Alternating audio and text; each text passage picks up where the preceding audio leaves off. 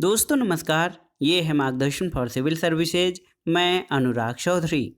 दोस्तों आज की वीडियो में हम सॉल्व करेंगे उत्तर प्रदेश माध्यमिक शिक्षा सेवा चयन बोर्ड द्वारा आयोजित पीजीटी परीक्षा, लोक सेवा आयोग द्वारा आयोजित गवर्नमेंट इंटर कॉलेज प्रवक्ता, government degree college assistant professor, केंद्रीय विद्यालय संगठन और नेट जेआरएफ समाजशास्त्र से संबंधित महत्वपूर्ण प्रश्नों को इस वीडियो में हम समाजशास्त्र के पाश्चात्य विचारक मैक्स वेबर से संबंधित महत्वपूर्ण प्रश्नों को सॉल्व करेंगे। दोस्तों ये वीडियो उत्तराखंड लोक सेवा आयोग और राजस्थान लोक सेवा आयोग द्वारा समाजशास्त्र विषय से आयोजित विभिन्न परीक्षाओं के लिए भी बहुत ही उपयोगी तथा महत्वपूर्ण है।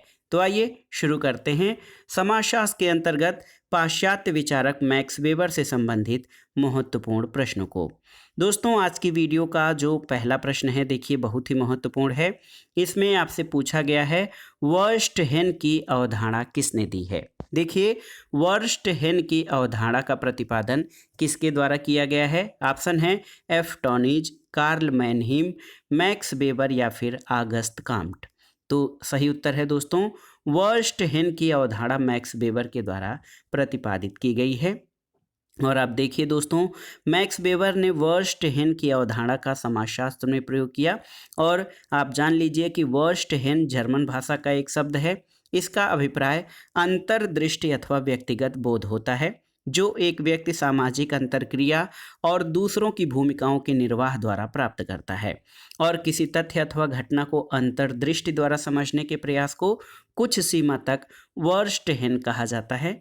और मैक्स वेबर द्वारा कहा गया है कि यदि समाज वैज्ञानिक व्यक्तियों और समूहों के व्यवहारों का अध्ययन करना चाहते हैं तो उन्हें दूसरों की भूमिका का निर्वाह करना सीखना होगा। तो याद रखिएगा दोस्तों वर्स्ट हेन की अवधारणा मैक्स वेबर द्वारा प्रतिपादित की गई है।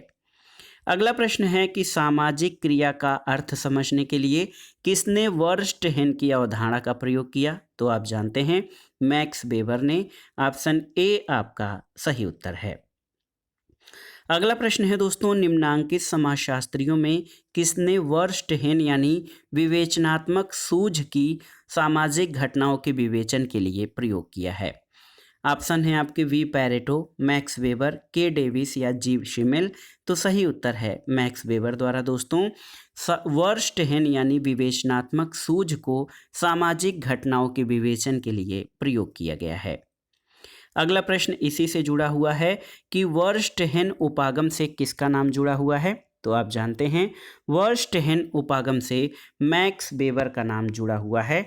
ऑप्शन सी आपका सही उत्तर है। अगले प्रश्न पर आते हैं दोस्तों निम्नलिखित में से किसने बाजार और संपत्ति की स्थिति के रूप में सामाजिक वर्गों यानी सोशल क्लासेज का विश्लेषण किया है। बाजार और संपत्ति की स्थिति के रूप में मैक्स वेबर, जे गोल्डथोर्प, ई दुर्खीम या टी पार्सन्स। तो सही उत्तर है ऑप्शन ए मैक्स वेबर। दोस्तों आप जान लीजिए कि बाजार और संपत्ति की स्थिति के रूप में सामाजिक वर्गों का विश्लेषण मैक्स वेबर ने किया है। और वेबर के वर्ग की व्याख्या निम्न 3 तथ्यों पर आधारित है। पहला है इसमें जीवन के अवसर, दूसरा है आर्थिक हेतु और तीसरा है बाजार की दशाएं। अवसर से वेबर का तात्पर्य इस तथ्य से है जो वस्तुएं बाजार में उपलब्ध हैं, जो सेवाएं समाज में पाई जाती हैं उनका लाभ कोई भी व्यक्ति ले सकता है अथवा नहीं। और वह कारक जो वर्ग को बनाता है निश्चित रूप से उसका आर्थिक हेतु या आर्थिक उद्देश्य होता है। और वर्ग की निश्चित और विशिष्ट स्थितियों का निर्णय बाजार करते हैं। बाजार की दशाओं के बारे में वेबर का कहना है कि बाजार में मुद्रा के बदले में वस्तुओं के बदलने के सभी अवसर उपलब्ध होते हैं।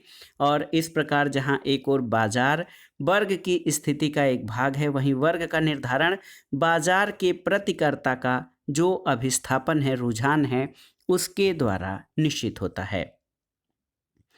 अगला प्रश्न है दोस्तों वर्ग स्थिति की अवधारणा को किसके द्वारा विकसित किया गया है, आपको बताना है। तो सही उत्तर है मैक्स वेबर के द्वारा। दोस्तों देखिए वर्ग स्थिति की अवधारणा को समाजशास्त्र में मैक्स वेबर ने विकसित किया है और इसने वर्णन किया कि संपत्ति और संपत्ति का अभाव वर्ग स्थिति की आधारभूत श्रेणियां हैं। अगला प्रश्न है दोस्तों एक कथन है कि किसने कहा है वास्तव में व्यक्ति की वर्ग स्थिति ही उसकी बाजार स्थिति है। तो सही उत्तर है ये कथन मैक्स वेबर का है। मैक्स वेबर ने कहा है कि वर्ग का आधार ये है कि किसी व्यक्ति के सेवा की बाजार में कीमत क्या है। व्यक्ति की योग्यता और शिक्षा इस बात का निर्धारण करती है कि उस व्यक्ति की सेवा की खुले बाजार में यानी मार्केट सिचुएशन में क्या कीमत है। और वेबर ने बाजार की इस बात के संदर्भ में रखा है कि हर प्रकार के पेशों का हमेशा समान महत्व नहीं होता है। अगले प्रश्न पर आते हैं दोस्तों। मैक्स वेबर के अनुसार नौकरशाही की अभिलाक्षणिक विशेषता क्या है, आपको बताना है। देखिए, यह नेता के संकल्प का प्रतिनिधित्व करती है, यह तार्किक विधिक सत्ता पर आधारित होती है, ये वंशानुगत परिस्थिति पर आधारित है, या फिर यह नैतिक सत्ता पर आधारित है। तो आप जानते हैं मैक्स वेबर को नौकरशाही का अधिकृत व्याख्याता माना जाता है दोस्तों। नौकरशाही या जिसको वो ब्यूरोक्रेसी कहता है, अधिकारी तंत्र। तो मैक्स वेबर ने नौकरशाही की अभिलाक्षणिक विशेषता में ये माना है कि ये तार्किक विधिक सत्ता पर आधारित है। आप जान लीजिए दोस्तों, मैक्स वेबर नौकरशाही की पहचान तार्किक विधिक सत्ता यानी रेशनल लीगल अथॉरिटी के आधार पर करते हैं। उनका मानना है कि नौकरशाही तार्किक विधिक सत्ता पर आधारित संगठन के प्रभावकारी बुनियाद के रूप में होती है। अगले प्रश्न पर आते हैं दोस्तों। मैक्स वेबर के अनुसार तीनों प्रकार की सत्ताओं में निम्नलिखित हैं, केवल एक को छोड़कर, वह कौन है? तार्किक वैधानिक सत्ता, करिश्मेटिक यानी करिश्माई सत्ता, धार्मिक सत्ता या परंपरागत सत्ता। तो इसमें से मैक्स वेबर द्वारा प्रतिपादित तीन प्रकार का जो सत्ता का विभाजन है उसमें कौन शामिल नहीं है? तो सही उत्तर है ऑप्शन सी। दोस्तों, मैक्स वेबर के अनुसार तीन प्रकार की सत्ता तार्किक वैधानिक सत्ता, करिश्मेटिक सत्ता और परंपरागत सत्ता है। इसमें धार्मिक सत्ता शामिल नहीं है। मैक्स वेबर ने दोस्तों सत्ता की विवेचना शक्ति यानी पावर के रूप में की है और उन्होंने सत्ता के तीन रूपों की चर्चा की है। वे हैं तार्किक, वैधानिक और करिश्माई सत्ता और परंपरागत सत्ता। अगला प्रश्न है, शक्ति के वैधिकरण का सिद्धांत किसने दिया है? आपको बताना है। ऑप्शन है V Pareto, S M Lipset, Karl Marx या मैक्स वेबर। तो सही उत्तर है शक्ति के वैधिकरण का सिद्धांत मैक्स वेबर के द्वारा प्रतिपादित किया गया है। ऑप्शन बी आपका सही उत्तर है। देखिए दोस्तों, शक्ति के वैधिकरण का सिद्धांत मैक्स वेबर के द्वारा दिया गया है। वे शक्ति का अर्थ राजनीतिक शक्ति के रूप में लेते हैं। वेबर का मानना है कि सामाजिक संबंधों में शक्ति का मतलब उस प्रत्येक अवसर से है जिसमें अपने स्वयं की इच्छाओं को दूसरों के विरोध करने पर पूरा किया जा सके। और वे कहते हैं कि शक्ति में प्राधिकार का होना आवश्यक नहीं है, परंतु जहाँ प्राधिकार होता है वहाँ शक्ति अनिवार्य रूप से होती है। प्राधिकार की बहुत बड़ी विशेषता वैधता है। यदि लोग या समुदाय किसी भी शक्ति को वैध मानते हैं तो ये शक्ति प्राधिकार बन जाती है। अगला प्रश्न है, निम्नांकित में किसने आदर्श प्रारूप को एक विधि के रूप में विकसित किया है? ऑप्शन है ऑगस्ट कॉम्ट, के डेविस, टी पार्सन्स या मैक्स वेबर। तो सही उत्तर है मैक्स वेबर। दोस्तों, जान लीजिए कि समाजशास्त्र में सर्वप्रथम मैक्स वेबर ने आदर्श प्रारूप यानी आइडियल टाइप की अवधारणा का प्रयोग किया। उनका ये प्रयोग विज्ञान के समसामयिक दर्शन मानदंडों के अनुरूप नहीं पाया गया। वेबर ने आदर्श प्रारूप की अवधारणा का प्रयोग दो परस्पर विरोधी अर्थों में किया है। सर्वप्रथम उन्होंने अपनी पुस्तक the Protestant ethic and the spirit of capitalism के प्रथम अध्याय में प्रोटेस्टेंट एथिक के आदर्श प्रारूप की रचना की है। बाद में उन्होंने अपनी पुस्तक the methodology of the social sciences में तार्किक व्यवहार और शुद्ध बाजार के आदर्श प्रारूप प्रस्तुत किए हैं। और एक पद्धति शास्त्रीय उपकरण के रूप में इसका प्रयोग दो या अधिक सामाजिक घटनाओं का तुलनात्मक विश्लेषण के लिए किया जाता है। और वेबर ने कर्मचारी तंत्र यानी नौकरशाही संगठन और रेडफील्ड ने लोक समाज के अध्ययन में इसका प्रयोग किया है। अगला प्रश्न है दोस्तों, निम्नांकित में से किसने आदर्श प्रारूप को एक विधि के रूप में विकसित किया है? ऑप्शन है आपके ऑगस्ट कॉम्ट, के डेविस, टी पार्सन्स या एम वेबर। तो सही उत्तर है ऑप्शन डी, मैक्स वेबर ने दोस्तों आदर्श प्रारूप को एक विधि के रूप में विकसित किया है।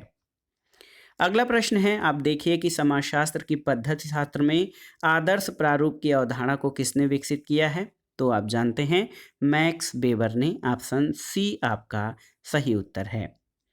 अगला प्रश्न है दोस्तों, आदर्श प्रारूप की अवधारणा से किसका नाम जुड़ा हुआ है आपको बताना है। ऑप्शन देखिए, Karl Marx, Max Weber, V Pareto या हर्बर्ट स्पेंसर। तो सही उत्तर है मैक्स वेबर। दोस्तों, आदर्श प्रारूप या जिसको आइडियल टाइप कहा जाता है दोस्तों, इस अवधारणा से मैक्स वेबर का नाम जुड़ा हुआ है। अगला प्रश्न है, समाजशास्त्र की पद्धति शास्त्र में आदर्श प्रारूप की अवधारणा को किसने विकसित किया है? ऑगस्ट काम्ट, दुर्खीम, वेबर या स्पेंसर। तो सही उत्तर है वेबर ने। दोस्तों, समाजशास्त्र की पद्धति शास्त्र में आदर्श प्रारूप की अवधारणा को मैक्स वेबर के द्वारा विकसित किया गया है। अगला प्रश्न है, नौकरशाही यानी ब्यूरोक्रेसी का आदर्श प्रारूप किसने प्रस्तुत किया है आपको बताना है। तो आप जानते हैं दोस्तों, नौकरशाही या अधिकारी तंत्र का आदर्श प्रारूप मैक्स वेबर के द्वारा विकसित किया गया है। अगले प्रश्न पर आते हैं। ये प्रश्न बार बार परीक्षाओं में पूछा गया है, इसको आप अच्छे से पढ़िएगा। मैक्स वेबर ने सामाजिक क्रिया के कितने प्रकारों का उल्लेख किया है? 4, 6, 8 या 10। तो सही उत्तर है दोस्तों, मैक्स वेबर ने सामाजिक क्रिया के 4 प्रकारों का उल्लेख किया है। ऑप्शन ए आपका सही उत्तर है। और वेबर ने कहा है, समाजशास्त्र सामाजिक क्रियाओं का अध्ययन है, यानी sociology is the study of social action. उन्होंने सामाजिक क्रिया के 4 प्रकारों का उल्लेख किया है: बौद्धिक तार्किक सामाजिक प्रक्रिया, मूल्यात्मक सामाजिक क्रिया, भावनात्मक सामाजिक क्रिया और परंपरागत सामाजिक क्रिया। तो याद रखिएगा दोस्तों, मैक्स वेबर ने सामाजिक क्रिया के 4 प्रकारों का उल्लेख किया है और वो कहते हैं कि समाजशास्त्र सामाजिक क्रियाओं का अध्ययन है, यानी sociology is the study of social action.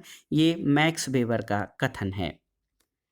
अगला प्रश्न है, सामाजिक क्रिया के वेबेरियन वर्गीकरण का सही क्रम क्या है आपको बताना है। परंपरागत क्रिया, तार्किक क्रिया, मूल्यात्मक क्रिया या प्रभावात्मक क्रिया। इसमें से आपको क्रम बताना है सामाजिक क्रिया के वेबेरियन मॉडल यानी मैक्स वेबर द्वारा प्रतिपादित मॉडल का। तो सबसे पहले इसमें आएगा तार्किक क्रिया पहले नंबर पर, दूसरे नंबर पर आपका आएगा मूल्यात्मक क्रिया, तीसरे नंबर पर आपका आएगा प्रभावात्मक क्रिया और चौथे नंबर पर परंपरागत क्रिया। तो सही उत्तर ऑप्शन डी हो जाएगा। तार्किक क्रिया, मूल्यात्मक क्रिया, प्रभावात्मक क्रिया और परंपरागत क्रिया, ये सामाजिक क्रिया के वेबर के वर्गीकरण का सही क्रम है। अगले प्रश्न पर आते हैं। मैक्स वेबर के अनुसार निम्नांकित में से कौन सा सामाजिक क्रिया का प्रकार नहीं है? अंतः क्रिया, तार्किक क्रिया, भावनात्मक क्रिया और परंपरागत क्रिया। तो सही उत्तर है दोस्तों, अंतः क्रिया मैक्स वेबर के अनुसार सामाजिक क्रिया का प्रकार नहीं है, अन्य सभी विकल्प सही हैं। अगला प्रश्न है दोस्तों, मैक्स वेबर ने समाज विज्ञान और प्राकृतिक विज्ञान में विभेद का आधार दिया है। ये सामाजिक क्रिया का वस्तुपरक मापन, सामाजिक क्रिया की गणितीय अभिव्यक्ति, सामाजिक क्रिया का मशीन द्वारा प्रक्रम या फिर सामाजिक क्रिया की वस्तुपरक समझ। तो आपको बताना है, मैक्स वेबर ने समाज विज्ञान और प्राकृतिक विज्ञान में विभेद का आधार क्या दिया है। तो सही उत्तर है, मैक्स वेबर के अनुसार समाज विज्ञान और प्राकृतिक विज्ञान में विभेद का आधार सामाजिक क्रिया की वस्तुपरक समझ है। ऑप्शन डी आपका सही उत्तर है। अगला प्रश्न है कि किस विचारक ने धर्म का संबंध पूंजीवादी व्यवस्था के उद्भव से जोड़ा है। देखिए, वेबर, मार्क्स, स्पेंसर या दुर्खीम। तो सही उत्तर है वेबर। दोस्तों, मैक्स वेबर ने अपनी पुस्तक the Protestant ethics and the spirit of capitalism में ये साबित किया है कि पाश्चात्य देशों में पूंजीवादी अर्थव्यवस्था के विकास में प्रोटेस्टेंट आचार संहिता की बहुत बड़ी भूमिका रही है, जो महत्वपूर्ण कारणों में से एक है। मैक्स वेबर ने दुनिया के 6 बड़े धर्मों का अध्ययन किया है। ये हैं हिंदू धर्म, बौद्ध, ईसाई, इस्लाम, कन्फ्यूशियस और यहूदी। उन्होंने बताया कि सामाजिक घटनाओं, सामाजिक जीवन या सामाजिक संगठन या आर्थिक व्यवस्था के निर्धारण में धर्म की भूमिका सबसे अधिक रही है। माध्यमिक शिक्षा सेवा चयन बोर्ड ने अपनी प्रारंभिक उत्तर कुंजी में इसका उत्तर बी यानी मार्क्स माना था, लेकिन संशोधित उत्तर कुंजी में विकल्प ए को सही माना है। अगला प्रश्न है दोस्तों, निम्नलिखित में से किसने पूंजीवाद के विकास को प्रोटेस्टेंट धर्म की शिक्षाओं से जोड़ा है। तो ये हैं दोस्तों प्रोटेस्टेंट धर्म की शिक्षाओं से पूंजीवाद के विकास को जोड़ने वाले विचारक मैक्स वेबर हैं। और मैक्स वेबर की पुस्तक है the Protestant ethics and the spirit of capitalism. इसमें मैक्स वेबर ने पूंजीवाद के विकास को प्रोटेस्टेंट धर्म की शिक्षाओं से जोड़ा है। अगला प्रश्न है, मैक्स वेबर ने धर्म के समाजशास्त्र के सिद्धांत के अंतर्गत विश्व के कुल कितने धर्मों को चुना है? तो उत्तर है 6 धर्मों को। और ये 6 धर्म कौन कौन से हैं? हिंदू, बौद्ध, ईसाई, इस्लाम, कन्फ्यूशियस और यहूदी। और उन्होंने दोस्तों मैक्स वेबर ने दुनिया के 6 बड़े धर्मों का अध्ययन किया है और उसने बताया है कि दोस्तों आप देख सकते हैं कि मैक्स वेबर ने धर्म के समाजशास्त्र के सिद्धांत के अंतर्गत दुनिया के 6 बड़े धर्मों का अध्ययन किया है। अगला प्रश्न है, अपनी पुस्तक Protestant ethics and the spirit of capitalism में वेबर ने धर्म को आधुनिक पूंजीवाद का विकास के पक्ष में माना है क्या? मात्र यही कारण है? कोई कारण नहीं है। महत्वपूर्ण कारणों में से एक है और इनमें कोई भूमिका नहीं है। तो सही उत्तर क्या हो जाएगा? दोस्तों अपनी पुस्तक में वेबर ने धर्म को आधुनिक पूंजीवाद के विकास के पक्ष में माना है, महत्वपूर्ण कारकों में से एक है। तो सही उत्तर है मैक्स वेबर की महत्वपूर्ण पुस्तक है Protestant ethics and the spirit of capitalism. इसमें वेबर ने धर्म को आधुनिक पूंजीवाद के विकास में महत्वपूर्ण कारण माना है। अगला प्रश्न है, निम्नांकित में किसने तार्किकता यानी रेशनलिज्म की 4 प्रकार की विशेषताएं व्यक्त की हैं? ऑगस्ट काम्ट, मैक्स वेबर, के डेविस या ई दुर्खिम। तो सही उत्तर है मैक्स वेबर। दोस्तों मैक्स वेबर ने तार्किकता की 4 प्रकार की विशेषताएं व्यक्त की हैं। एक महत्वपूर्ण कथन है, उस पे आते हैं दोस्तों। ये कथन है कि किसने कहा है लौकिकीकरण को समाज के विवेकीकरण के एक माप के रूप में प्रयोग किया जा रहा है? ऑप्शन देखते हैं, Max Weber, M N. Srinivas, A R. Desai या फिर आई.पी. देसाई। तो सही उत्तर है मैक्स वेबर। मैक्स वेबर ने कहा है कि लौकिकीकरण को समाज के विवेकीकरण के एक माप के रूप में प्रयोग किया जा रहा है, यानी secularisation is being used as a scale to measure rationalisation of the society. अगले प्रश्न पर आते हैं, मैक्स वेबर द्वारा अपने विचारों को अभिव्यक्त करने का माध्यम क्या था? ऑप्शन देखते हैं, सकारात्मक दर्शन शास्त्र, अर्थशास्त्र एवं समाज, मनुष्य बनाम राज्य या समाजशास्त्र के सिद्धांत। तो सही उत्तर है अर्थशास्त्र एवं समाजशास्त्र। दोस्तों मैक्स वेबर द्वारा अपने विचारों को व्यक्त करने का माध्यम अर्थव्यवस्था और समाज था। वेबर ने कहा कि किसी व्यक्ति का उत्पादन के साधनों या संपत्ति पर कितना नियंत्रण है, मात्र इसी आधार पर वर्ग का निर्धारण नहीं होता। कोई व्यक्ति किस वर्ग में श्रेणीबद्ध होगा, ये इस बात पर भी निर्भर करता है कि खुले बाजार में उसकी योग्यता या सेवा की कीमत क्या है। अगला प्रश्न है, किसके अनुसार अधिकारी तंत्र एक ऐसी प्रशासनिक व्यवस्था है जिसमें सत्ता के सोपान पाए जाते हैं और जिसमें प्रशिक्षित वेतनभोगी विशेषज्ञों को असामान्य मूर्त और स्पष्ट रूप से परिभाषित नियमों के अनुसार कार्य करना पड़ता है? ये किसका विचार है? तो सही उत्तर है दोस्तों ये मैक्स वेबर का कथन है। और समाजशास्त्र में अधिकारी तंत्र की अवधारणा को स्थापित करने का श्रेय मुख्य रूप से मैक्स वेबर को दिया जाता है। इसने अधिकारी तंत्र या ब्यूरोक्रेसी को एक आदर्श प्रारूप के रूप में समझाने का प्रयास किया और उसने अधिकारी तंत्र के 2 रूपों को परिभाषित किया है, एक वैधानिक सत्ता के रूप में, और इस रूप में अधिकारी तंत्र विधि द्वारा स्थापित अवैयक्तिक व्यवस्था है जिसमें पद की सत्ता का प्रयोग इस आधार पर करते हैं कि उन्हें पद की सत्ता के दायरे में आदेश देने की औपचारिक बाध्यता होती है। दूसरा संगठन के रूप में है। तो आप जान लीजिए कि इस रूप में अधिकारी तंत्र एक सोपान संगठन है जिसकी रचना बौद्धिक ढंग से ऐसे व्यक्तियों के कार्यों के लिए की गई है जो बृहद स्तर के प्रशासनिक दायित्वों तथा संगठनात्मक लक्ष्यों की प्राप्ति में लगे हैं। तो इस प्रकार स्पष्ट है कि वेबर के अनुसार अधिकारी तंत्र एक ऐसी प्रशासनिक व्यवस्था है जिसमें सत्ता के सोपान पाए जाते हैं और जिसमें प्रशिक्षित वेतनभोगी विशेषज्ञों को असामान्य मूर्त और स्पष्ट रूप से परिभाषित नियमों के अनुसार कार्य करना पड़ता है। अगले प्रश्न पर आते हैं, अधिकारी तंत्र से किन मूल्यों का ह्रास होता है आपको बताना है? आधुनिक मूल्यों का, सामाजिक मूल्यों का, राजनीतिक मूल्यों का या परंपरागत मूल्यों का? तो सही उत्तर है ऑप्शन डी, परंपरागत मूल्यों का। दोस्तों वेबर ने प्राधिकार को 3 रूपों में परिभाषित किया है, पारंपरिक प्राधिकार, करिश्माई प्राधिकार और कानूनी तार्किक प्राधिकार। कानूनी तार्किक प्राधिकार के तहत प्रशासनिक वर्ग स्टाफ नौकरशाह होता है। इसमें आज्ञाकारिता प्राधिकार का आह्वान होता है और आज्ञाकारिता प्राधिकार स्वामी के प्रति नहीं बल्कि उस अवैयक्तिक व्यवस्था के प्रति है जिसने उसे प्राधिकार के पद पर बैठाया है और इस व्यवस्था में परंपरागत मूल्यों का ह्रास होता है। अगला प्रश्न है, वेबर के विचार के अनुसार ऐतिहासिक प्रगति और विकास को एक ही प्रक्रिया के द्वारा व्यक्त कर सकते हैं, जिसे उन्होंने क्या कहा है? ऑप्शन देखते हैं, विवेकीकरण, नौकरशाहीकरण, प्रबोधन या इनमें से कोई नहीं।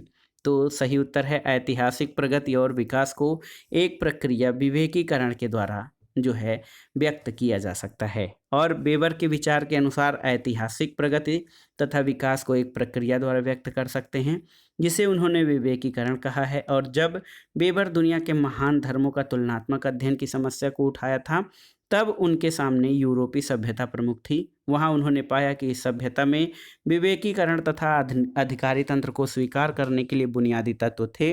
पश्चिमी सभ्यता की इस विशेषता ने आधुनिक पूंजीवाद को विकसित किया है।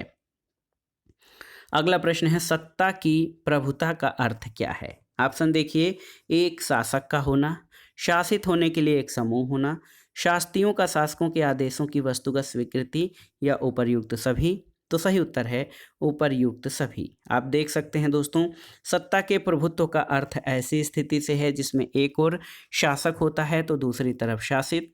शासक एक समूह भी हो सकता है, लेकिन शासन करने वाला समूह आकार में छोटा होता है। शासित वे लोग हैं जो स्वामी के आदेशों का पालन करते हैं। जहाँ प्रभुत्व होता है वहीं उसमें शक्ति का समावेश अनिवार्य रूप से समाहित रहता है।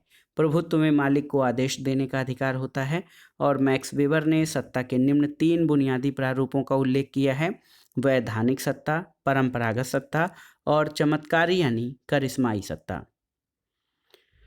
अगला प्रश्न देखिए, सत्ता को वैधानिक, आप देख सकते हैं दोस्तों, सत्ता को वैधानिक, परंपरागत और करिश्माई इन 3 श्रेणियों में किसने विभाजित किया है?